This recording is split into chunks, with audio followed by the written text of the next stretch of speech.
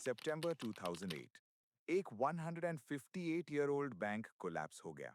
Billions of dollars gone, stock markets crash, retirement savings vanish, millions lose jobs.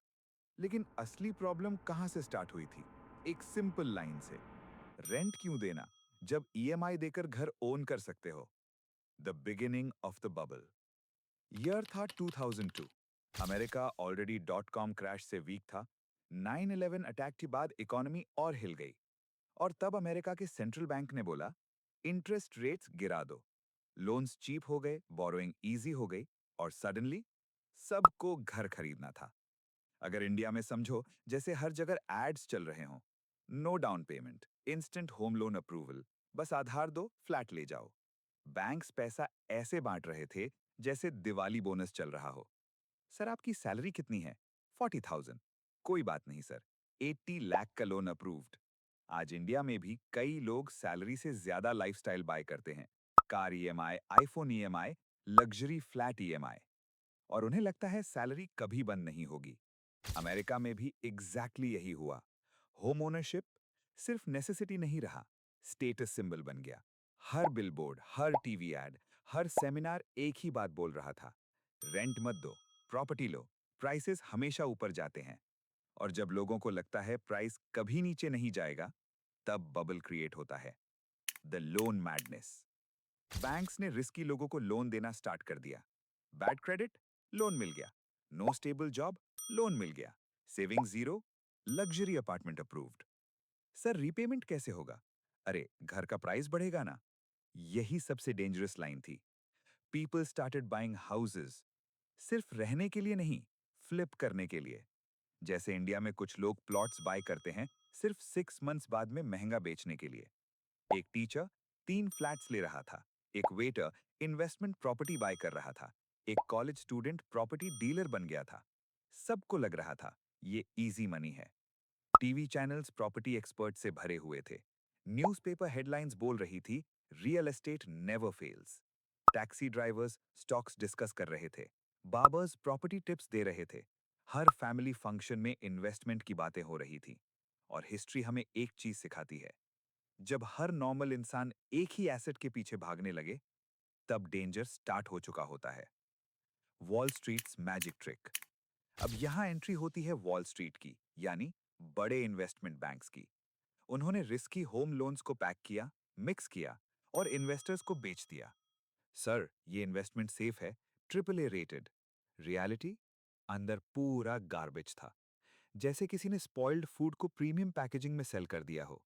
और funny part, जो agency safe बोल रही थी, उनको पेमेंट बैंक्स ही कर रहे थे। Conflict of interest. लेकिन ग्रीड इतनी बढ़ चुकी थी कि किसी को रिस्क दिख ही नहीं रहा था। फिर कुछ इन्वेस्टर्स आए जिन्हें लगा सिस्टम फेक है। उन्होंने बोला, अगर ये सब कोलैप्स हो गया तो? और तब क्रिएट हुआ एक dangerous financial weapon, credit default swaps. Simple language में समझो, ये इंश्योरेंस था, लेकिन वियर्ड इंश्योरेंस। आप किसी और के घर पे इंश्योरेंस ले सकते थे और सीक्रेटली प्रे कर सकते थे कि उसका घर टूट जाए। पूरे सिस्टम में लेवरेज भर गया था, डेट के ऊपर डेट, रिस्क के ऊपर रिस्क। और ऊपर से सब सेलिब्रेट कर रहे थे, record bonus, luxury yacht, new penthouse. किसी ने ब्रेक्स नहीं लगाए, द कोलैप्स। फिर एक दिन क्रैक्स दिखने लगे।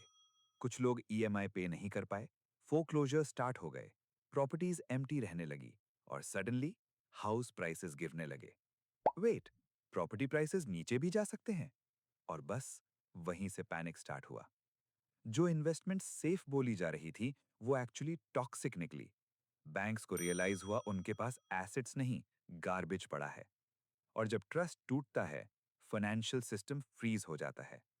बैंक्स ने लोन देना बंद कर दिया, कंपनीज को फंडिंग नहीं मिली, बिजनेसेस सैलरीज नहीं दे पा रहे थे।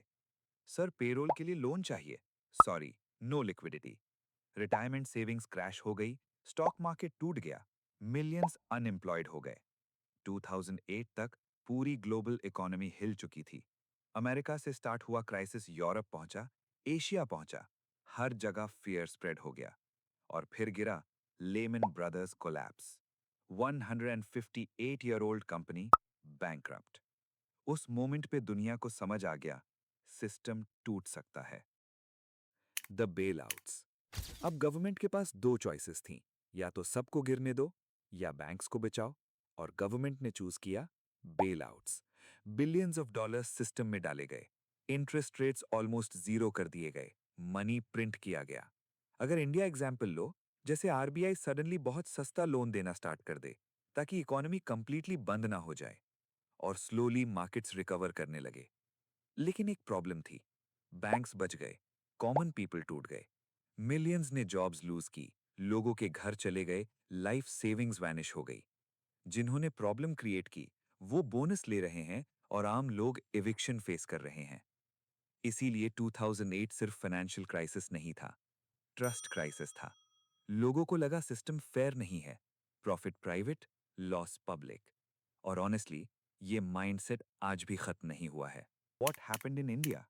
लेकिन एक इंपॉर्टेंट क्वेश्चन है, 2008 में इंडिया का क्या हुआ था? इंडिया अमेरिका जितना डिस्ट्रॉय नहीं हुआ था बिकॉज इंडियन बैंक्स उतने डीपली इन्वॉल्व नहीं थे इन दोस टॉक्सिक होम प्रोडक्ट्स। लेकिन इम्पैक्ट फिर भी मैसिव था। फॉरेन इन्वेस्टर्स पैनिक में इंडियन मार्केट से पैसा निकालने लगे, बिजनेसेस एक्सपेंशन रोकने लगे, हायरिंग स्लो हो गई, और फिर इंडियन स्टॉक मार्केट क्रैश हो गया। बीएसई सेंसेक्स जनवरी 2008 में अराउंड 21,000 के पास था, लेकिन अक्टूबर 2008 तक सेंसेक्स ऑलमोस्ट 60% गिर गया। लोग सुबह पोर्टफोलियो चेक करते थे और हर दिन लाल नंबर्स दिखते थे। कई स्टॉक 70%, 80% तक टूट गए। मिड कैप और स्मॉल कैप इन्वेस्टर्स पैनिक में आ गए।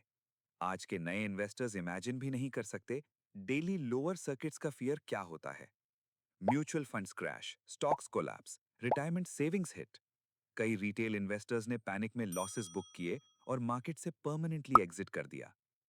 आईटी सेक्टर भी इंपैक्ट हुआ because Indian tech companies heavily dependent थी यूएस क्लाइंट्स पे। अमेरिका रिसेशन में गया तो प्रोजेक्ट्स कैंसिल होने लगे, हायरिंग फ्रीज होने लगी, एक्सपोर्ट बिजनेसेस स्लो हो गए, रियल एस्टेट डिमांड वीक हो गई, कंस्ट्रक्शन प्रोजेक्ट्स डीले होने लगे, फ्रेश ग्रेजुएट्स प्लेसमेंट के लिए स्ट्रगल कर रहे थे, कंपनीज जॉइनिंग डेट्स डिले कर रही थी, बोनसेस कैंसिल हो रहे थे, और middle class family suddenly defensive mode में आ गई। Vacation plans cancel, big purchases postpone, people cash save करने लगे, और सबसे डेंजरस चीज, फियर। कंपनीज कैश बचाने लगी, कंज्यूमर स्पेंडिंग रिड्यूस करने लगे, इन्वेस्टर्स रिस्क लेने से डरने लगे। लेकिन इंडिया ने कुछ स्ट्रॉन्ग मेजर्स भी लिए। रिजर्व बैंक ऑफ इंडिया ने इंटरेस्ट रेट्स कट किए, बैंक्स को एक्स्ट्रा लिक्विडिटी दी गई, गवर्नमेंट ने स्पेंडिंग इंक्रीज की ताकि इकोनॉमी कंप्लीटली फ्रीज ना हो जाए।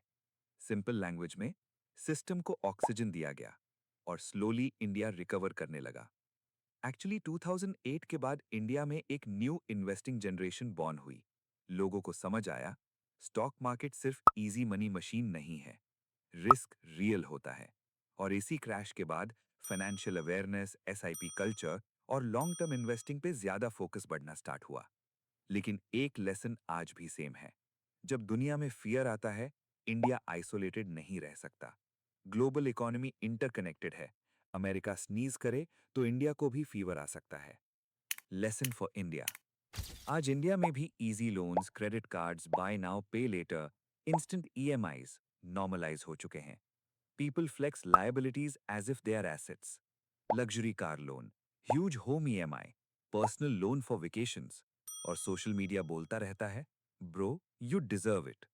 लेकिन डेट फ्रीडम नहीं देता, डेट प्रेशर देता है। 2008 ने डेंजरस ट्रूथ एक्सपोज किया था, जब ग्रीड, इजी मनी और ब्लाइंड ऑप्टिमिज्म एक साथ मिलते हैं तो क्रैश इनएविटेबल हो जाता है, because every bubble looks safe until it bursts.